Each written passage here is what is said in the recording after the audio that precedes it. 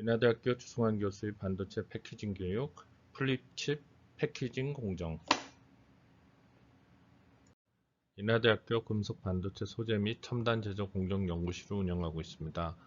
주요 사업은 반도체 인프라 활용, 현장 인력 양성 사업, 패키징 교육을 수행하고 있습니다. 산자부 소속이 되겠습니다. 반도체 4단 진공 게이트 밸브가 포함된 로드락 및 트랜스퍼 시스템 개발 사업과 반도체 3D 프린팅 부품 정전척 개발, 3D 프린팅 기술 활용 활성화 지원 사업을 하고 있습니다. 플립칩 패키징 공정. 이 공정은 컨벤셔널 패키징하고 첨단 패키징에서 같이 사용되고 있습니다.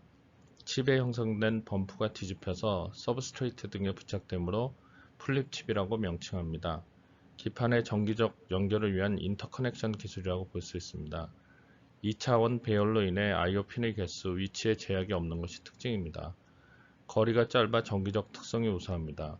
와이어 본딩 대비 임피던스가 10분의 1 이하이고 길이가 10배 이하입니다. 따라서 신호 딜레이가 저하되지 않습니다. 패키징 특성이 우수하여 전통적인 와이어 본딩을 대체하고 있습니다. FCBGA 컨벤셔널 패키지는 서브스트레이트를 사용하고 여기서 주로 연결하는 범프라는 걸 사용합니다.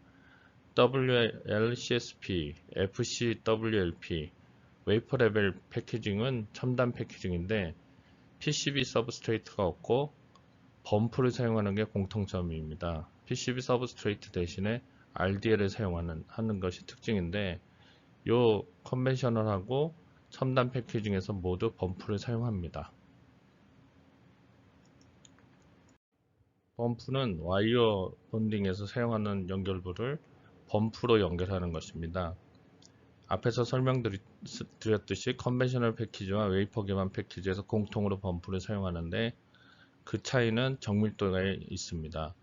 FCBGA 기판 사용하는 경우나 웨이퍼 기반 패키지 같이 기판이 없고 RDL을 사용하는 경우에 사용됩니다. 주 재료는 PBSN 주성분의 솔더에서 환경에 유해한 PB를 제외한 주석그리 은의 3원계 합금으로 되어 있습니다. 주석은의 2원계 합금 또는 주석만 사용하는 경우가 있습니다. 범프를 사용하는 이유는 와이어를 사용할 경우 발생하는 와이어 길이에 의한 시그널 라인이 길어져 고속 신호 전송에 부적합한 부분을 개선하기 위한 것입니다. 와이어를 사용하는 경우 와이어 간의 간섭에 의해 기본적으로 칩당 배치 가능한 와이어의 개수가 적은 것인데 이 부분을 개선해서 더 많은 인터커넥션을 생성할 수가 있습니다. 열 방출 경로를 분산하고 방열 속도를 개선할 수가 있습니다. 아래는 범프의 모양이 되겠습니다. 그 앞에 그림에도 있었듯이 솔더 범프 방식과 오른쪽은 카파필러 범프, 정밀도의 차이가 있는 겁니다. 그래서 범프의 길이가 옆에 폭이 크냐 작냐 이거를 나타내고 있습니다. 범프와 범프 간의 거리가 밀접해야 많은 수의 범프를 하나의 칩 위에 형성이 가능합니다. 다량의 신호 전송 능력의 향상을 의미합니다.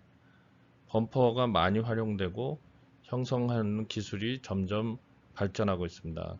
새로운 시장에 새로운 요구에 맞는 범퍼가 개발되고 있습니다. 그래서 왼편 아래 보면 피치의 간격, 범프와 범프 간의 거리가 점점 좁아지고 범프의 사이즈가 작아지는 그 표가 됩니다. 그래서 지금이 현재 범프를 쓰고 있는데 앞으로는 그 하이브리드 본딩이라 해서 범프 없이 직접 선을 연결하는 그런 방식이 나타날 겁니다.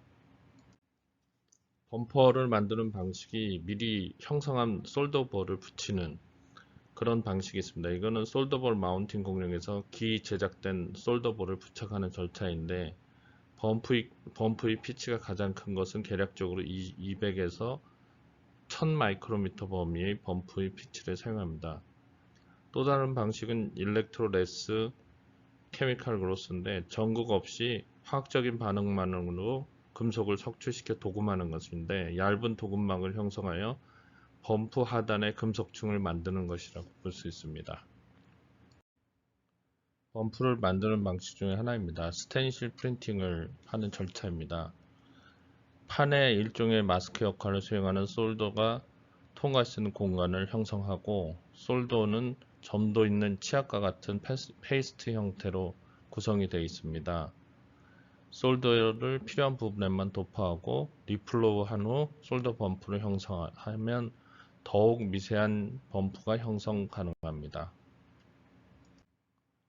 스터드 범퍼는 스터드 범핑이라는 기술을 사용하는데, 와이어 본딩 기술에서 골드 와이어를 필요한 위치에 먼저 부착한 후 바로 끊어 스터드를 만드는 방식이 되겠습니다.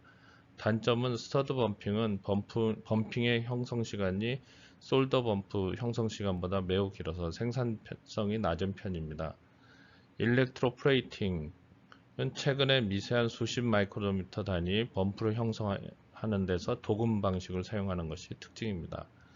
CU 필라 범프는 CU로 일부 기둥을 세운 후 그 위에 솔더 범프를 형성하는 방식으로 최근에 파인 피치 범프 형성 방법으로 주로 사용되고 있습니다. 스터드 범핑의 비디오가 되겠습니다.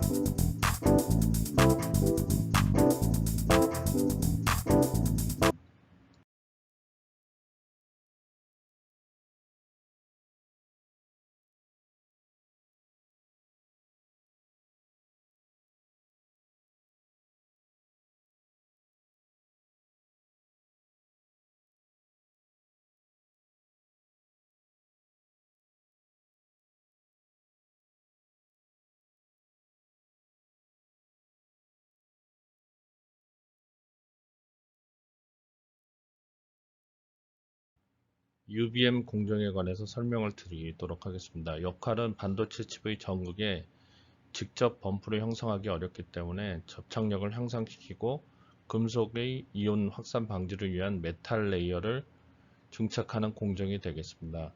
아래는 일반적인 솔더 범프의 공정도가 되겠습니다. AU 범핑에 관해서 설명을 드리겠습니다.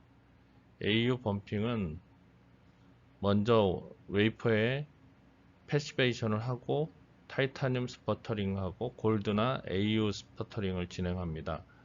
그 이후에 이제 PR을 코팅하고 PR을 익스포즈 시켜서 PR을 디벨롭하면 이 부분이 남게 됩니다. 그럼 이 부분에다가 골드 플레이팅을 하고 이 PR을 제거하고 메탈마저 에칭해 버리면 그 부분이 다 없어지고 이 밑부분에 UBM이 형성됩니다. 왼쪽은 설명하는 동안 이제 프레이팅 하는 방법에 대해서 쭉 나오고 있습니다.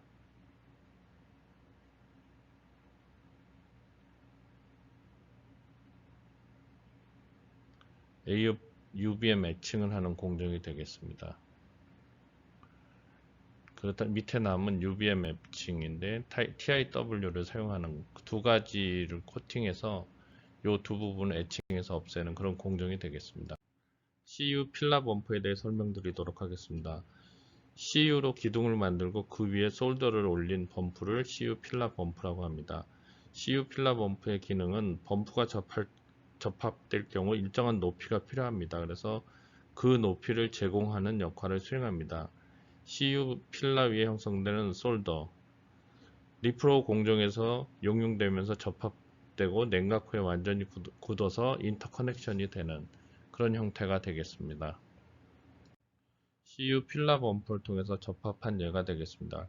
웨이퍼하고 웨이퍼 간 또는 두 개의 기판을 연결할 때 요 위에 CU 필라 범프와 아래 필라 범프를 같이 붙여서 녹여버리면 요 필라 범프 부분만의 공간이 형성되기 때문에 요 부분에 의해서 단락이 되거나 하는 것을 기존 방식에 비해서 줄일 수 있는 게 특징이 되겠습니다.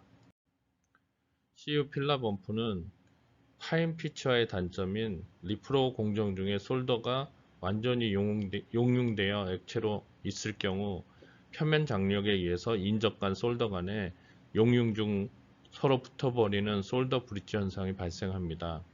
솔더 브릿지 효과는 신호 경로가 쇼트가 되어 디바이스의 고장을 유발하게 됩니다. 장점은 CU 필라 위의 솔더량이 크지가 않고 리플로우 공정 중 완전히 솔더가 녹았을 때에도 그 범위가 CU 필라 지름을 벗어날 수가 없어 범프와 범프 사이의 거리인 피치를 더욱 밀접하게 배치 가능하게 하는 것이 특징입니다. 공정 적용 단계에서 웨이퍼 상태에서 일반적인 포토리소그래피 공정과 플레이팅 공정의 단계에서 형성되고 한 번에 웨이퍼 전체 면적이 형성되기 때문에 생산성이 우수합니다. CU 필라 범프의 형성 과정에 대해서 설명을 드리도록 하겠습니다. 그 웨이퍼가 오게 되면 그 위에 UBM 스퍼터링을 해서 UBM을 이제 제작하는 공정이 있습니다. 그래서 드라이 필름 라미네이션하고 익스포즈를 시켜서 드라이 필름이 디벨롭 되고 나면 그 위에 CU하고 솔더를 두 번에 걸쳐서 플레이팅을 하게 됩니다. 그러고 난 다음에 드라이 필름을 제거하고 UBM을 에칭하면 이 UBM의 불필요한 부분이 다 없어지고 리프롤 시키면은 위에 붙어 있는 솔더가 둥그렇게 바뀌는 그런 공정이 되겠습니다. CU 필라 범프 공정에 대해 자세히 설명드리겠습니다. 인커밍 웨이퍼와 프리클린 공정이 되겠습니다. 웨이퍼가 웨이퍼 레벨 패키지 공장에 입고되면 1차로 웨이퍼 이상 여부에 대한 검사를 진행합니다. 2차로 웨이퍼 표면에 오염원을 제거하기 위해 클리닝을 실시합니다. 두 번째로 시드 메탈을 증착합니다. 스퍼터링 장비로 웨이퍼 표면에 시드 메탈을 증착하고 시드 메탈 재료는 타이타늄하고 CU를 사용합니다. 타이타늄의 증착 두께는 보통 1000옹스트롱으로 증착하고 CU는 1000에서 2000옹스트롱으로 재증착합니다. 시드 메탈 웨이퍼 표면의 여러가지 재료 즉 AI 메탈 배선용 보호 고분자 물질인 PIQ 등과 이후 도금 공정에서 대량으로 증착될 CU와의 접착 성질을 제공해 주고 있습니다. CU 필라 범프 포터 공정 웨이퍼 표면 전체에 타이타늄을 증착하고 그 상면에 CU의 기증착으로 표면에는 CU만 나타나게 됩니다. 요구 패턴에만 이후 공정인 도금 공정에서 CU 레이어를 격층합니다. CU 도금할 영역 부위에만 시드 CU가 잔존하고 PR을 스프링 코팅 방법으로 도포를 합니다. 익스포즈 포토 공정에서 미세 패턴 전사용 마스크 제작 후 스탬퍼를 이용하여 노광한 다음 단계에서 PR을 제거합니다. 원하는 패턴만 PR이 제거됩니다. 노광은 일반적으로 스탬퍼를 사용하고 디벨로핑 현상은 2.38의 그 현상 용액을 가지고 21도에서 7분 동안 진행합니다. 그 이후에 이제 린싱하고 건조하고 공정이 완료가 됩니다. CU 필라 범프 도금 공정입니다. 도금 욕조에 웨이퍼를 집어넣고 웨이퍼의 전극을 연결하고 도금합니다. 먼저 CU를 도금하고 보통 플립 패키지의 경우 50 마이크로 이상 도금하고 이 위에 다시 니켈을 1에서 1 마이크로 도금합니다. 니켈을 도금하는 이유는 CU, SN이 열 공정 중 반응하여 CU와 솔더 간의 금속 간 화합물이 발생할 수가 있습니다. 그래서 이걸 배제하기 위해서 솔더의 부피 보장을 위한 확산 방지층으로 사용하는 것이 되겠습니다. 니켈 위에 솔더인 SN과 AG 이온계 도금액으로 SNAG를 도금합니다. CU 필라 범프, 포토레스터를 제거하고 잔존하는 이제 PR을 제거합니다. 일부 용제의 경우는 60도에서 90에서 150도 정도 그 PR 제거 공정을 진행합니다. 이후에 에칭 공정과 리프로 공정을 하는데 PR을 제거한 후에 범프 미형성 부위에 초기 시드 메탈을 증착한 CU와 TI 성분이 유지가 됩니다. 이거의 제거 방향은 메탈 성분은 에치런트를 이용하여 범프 미형성 부분을 제거합니다. 왼쪽이 리프로우 전에 범프에 형성된 모양이고 리프로우 후에는 둥그렇게 변하는 게 특징입니다.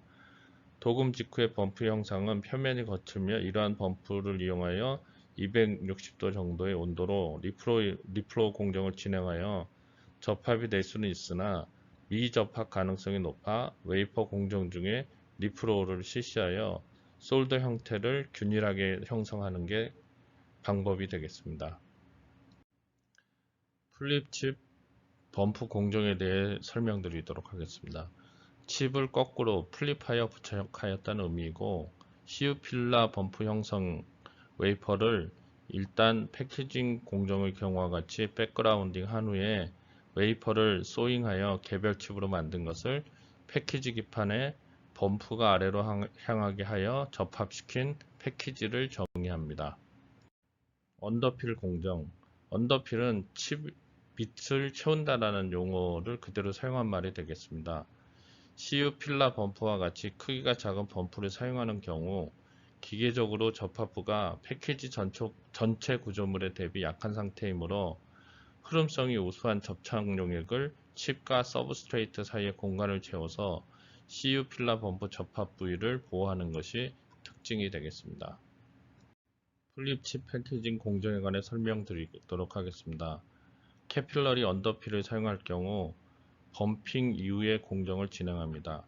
먼저 백그라인딩하고 웨이퍼를 소잉하고 다이를 픽업하고 플럭스를 디핑하고 다이를 플레이스먼트 한 후에 리플로우하고 언더필과 큐어링 하는 과정이 되겠습니다. 이후에 이제 몰딩하고 솔더볼 마운트하고 각자 잘라낸 싱글레이션 과정이 되겠습니다. 전반적으로 와이어를 이용하는 패키지 공정과 전에 설명드린 대로 유사하고 3에서 5 플립칩 본더 장비 내에서 이루어지는 공정이 있습니다. 요 6번 리플로우는 CU 필라 범프에 형성된 솔더의 용융 접합을 시키는 공정이고, 7번의 언더필은 앞에 설명드린 대로 경화시키는, 그러니까 강하게 붙게 하는 걸 유지하는 그런 공정이 되겠습니다. 플립칩 본더에 대해서 설명드리도록 하겠습니다.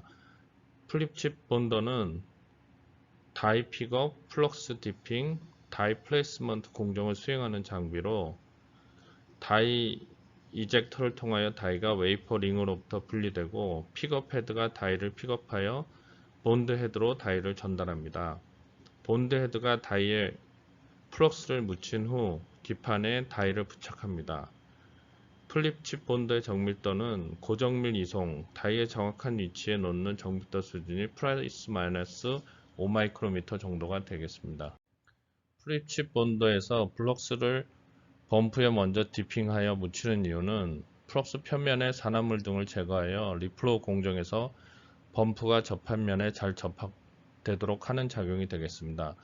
플립칩 본드에서 다이 플레이스먼트를 하여 다이가 서브스트레이트 위에 놓여져 리플로우 공정까지 이동하는 동안 플럭스의 점착성에 의해 다이의 접합 위치를 유지하는 역할을 합니다. 사용하는 방식은 플럭스를 리플로우 공정 후 제거하는 경우와 플럭스를 미제거하고 노 클린 플럭스를 사용하는 경우가 있습니다. 최근에는 노 클린 플럭스를 이용하여 리플로우 공정 후에 플럭스 클린 공정을 생략하는 게 특징입니다. 플립칩 본더의 공정 플로우에 대해서 설명드리도록 하겠습니다. 반도체 칩상에 범프를 형성하고 뒤집어서 패키지 기판과 단자를 연결하는 그런 공정이 되겠습니다. 먼저 플럭스를 디스펜싱하고 칩을 솔더볼을 하고 칩이 붙도록 인제합니다. 그래서 두 개가 붙게 되면 솔더 리플로우에서 히팅을 가하면 히팅이 되고, 히팅이 끝나고 나면 솔벤트를 스프레이를 해서 플럭스를 클리닝 합니다. 플럭스가 클리닝이 되고 나면 이거를 완벽하게 붙게 하기 위해서 언더필 과정을 하는데, 언더필을 디스패싱하고 히팅을 해서 언더필을 굳게 만드는 과정이 되겠습니다. 리플로우 또는 매스 리플로우라 하는데, 일반 패키지 공정 중에 솔더볼 마운트 공정을 리플로우 공정과 기본적으로 동일합니다. 실제 적용되는 파라미터도 SBM 공정과 유사합니다. 플립칩 공정에서 언더필 공정 전에 진행되는 리플로우 공정은 주변 및 공정 환경에 민감함으로 유의하여 진행해야 됩니다. 변형이 일어나는데 크기가 작은 CU 필라 범프가 형성된 다이와 고분자 복합체인 서브스트레이트가 리프로 공정 온도 중 260도까지 변하는 중에 실리콘인 다이의 열팽창 계수가 3ppm이고 서브스트레이트의 열팽창 계수가 18에서 20ppm 사이에 큰 차이가 발생합니다. 범프가 서브스트레이트에 접합이 잘 안되거나 위치가 달라져 약하게 접합될 가능성이 높습니다. 서브스트레이트 스트립의 일정 공간의 면적을 제거한 블록을 만들어 전체 열팽창 제어를 하는 것이 필요합니다. 서브스트레이트 스트립 내의 개별 유니트 디자인 열팽창을 고려해야 합니다. 유니트의 대각선 방향으로 0.1에서 1% 정도 수축을 시켜 디자인하는 것이 좋습니다. 실제 리프로 공정 중 CU 필라 범프 위의 솔더가 녹는 점에서 수축된 디자인이 팽창하여 1대1로 정확하게 위치를 맞게 하기 위함입니다. 워페이지인 쉼의 방향이 다이의 힘 방향과 일치하게 서브스트레이트를 설계하는 것도 중요합니다. 서브스트레이트의 힘이 심한 경우는 10마이크로미터까지 수준이 발생합니다. 힘 방향이 다이와 서브스트레이트와 반대일 때 일부 영역에 형성된 범프는 심한 경우 서브스트레이트가 닿지 않아 접합이 안 되는 경우도 존재합니다. 또한 좀 더 정밀하기 위해서 기존 열에 의한 리플로우 방식에서 레이저를 이용한 방식으로 개발이 진행되고 있습니다. 실제 개발이 완료돼서 다음 페이지에 설명이 되고 있습니다. LAB 리플로우 레이저 접합하는 방식인데 포커스 레이저 빔을 호모지나이저를 사용하여 스프레드 시켜서 넓게 퍼뜨려서 이제 접합하는 방식입니다. 접합 시간이 짧아 워페이지가 낮은 것이 특징이 됩니다. 여기 보시면 5에서 레이저가 들어오면 옵틱을 통해서 빔이 이 칩의 전체 면에 이제 갈 수 있도록 스퀘어 빔을 만듭니다. 그래서 여기에 온도에 따라서 이제 접합이 되는데 레이저는 순간적으로 열을 전달할 수가 있기 때문에 C4 방식, 기존의 매스 리플로우 방식인 C4 방식과 레이저 방식으로 의한 경우에는 워페이지에 의한 범프 간의 미접합이나 접합 단락 부분이 별로 없는 것이, 거의 없는 것이 훨씬 더 효과가 좋은 특징이 되겠습니다. 언더필 하는 펌프에 대한 이미지가 쭉 나와 있습니다. 언더필 용액을 주입하는 디스펜서의 경우는 여러 가지 방식이 있습니다. 제팅 방식이라고 해서 피스톤이 일정하게 계속 상하 운동을 하면서 용액실 내에 일정한 양만큼 언더필 용액이 노즐을 통해서 분사하게 하는 방식이 되겠습니다. 정확한 양이 정확한 위치에 투입할 때 사용되고 있습니다. 악어 스크루 방식은 나사산을 타고 일정하게 용액이 분사되는 방식으로 제팅 방식과 비교시 정밀도가 낮거나 비교적 많은 양의 고정밀 분사에 주로 활용되고 있습니다. 일반 주사기 시린지 방식은 장치가 간단하고 비용이 저렴하나 두 방식에 비해 정밀한 유량 제어가 어려운 것이 특징이 되겠습니다. 플립칩이 고정밀 온도 제어에 민감한 경우에는 용액 상태의 언더필이 아닌 페이스트 형태의 언더필이나 필름 형태의 언더필을 사용합니다. 페이스트 형태의 언더필은 흐름성, 유동성이 없어서 노 플로우 언더필이라고 합니다. 필름 형태의 언더필을 사용하는 건 ACF나 NCF 등의 재료를 사용하고 있습니다. ACF는 이방성 전도 필름으로 필름 내부에 전도성이 있는 입자를 분포시켜 입자들을 통하여 도전하게 하는 방식입니다.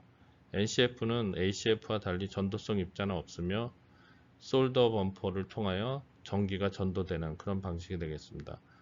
플립칩 본딩의 특성은 No Flow 언더필, ACF, NCF 모두 열이 동시에 가해져 언더필 재료들이 플립칩 본딩과 동시에 경화되는 과정으로 리플로우 공정이 불필요한 게 특징이 되겠습니다. ACF의 경우에는 솔더 범프를 사용하는 것이 아닌 ACF 필름 내의 전도성 입자를 통해 전기 전도가 이루어지므로 비교적 낮은 온도에서 공정이 가능하여 유리기판과 같이 온도에 민감한 재료에도 사용이 가능합니다.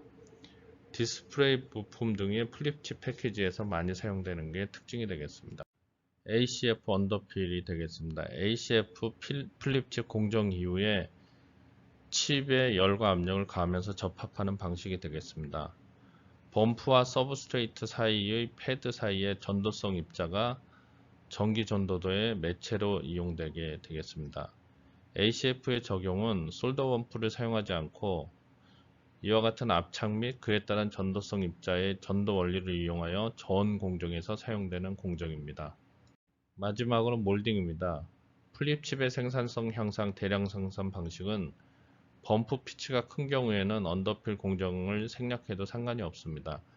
몰딩 공정에서 언더필까지 몰드와 동시에 진행하는 MUF, 몰디드 언더필 재료를 이용해서 진행할 수가 있습니다. MUF는 몰드와 언더필을 동시에 하고 있다는 뜻으로 일반 EMC에 비해 실리카 필라 크기가 아주 작고 고온 고압 시에 흐름성을 개선한 재료를 사용합니다.